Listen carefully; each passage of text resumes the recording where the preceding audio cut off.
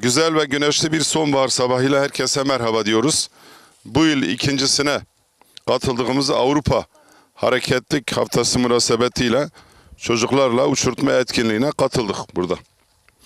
Bugün başlayan Avrupa Hareketlilik Haftası 22 Eylül Çarşamba gününe kadar devam edecek. Etkinlikler çerçevesinde Cumartesi günü saat 16'da Hoşin mahallemizde doğa yürüyüşü ve balık tutma etkinliğimiz olacaktır. İnsan yaşamındaki sosyal hareketi artırmak ve farkındalık oluşturmak amacıyla 22 Eylül 18 ile 19 saatleri arasında Prestij Caddemizde genci, çocuğu ve yaşlısıyla hep birlikte bisiklet sürümü etkinliğimize hepinizi davet ediyoruz. Bütün İlvan halkımızı. Akabinde akşam saatlerinde yapılacak olan halı saha etkinliğimiz olacak ve programımız son bulacaktır.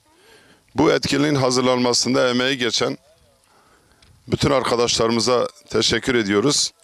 Bu uçurtma etkinliğinden dolayı buraya kadar gelen okul müdürlerimiz, belediye meclis üyelerimiz, parti başkanımız, bütün gelen misafirlerimize teşekkür ediyoruz.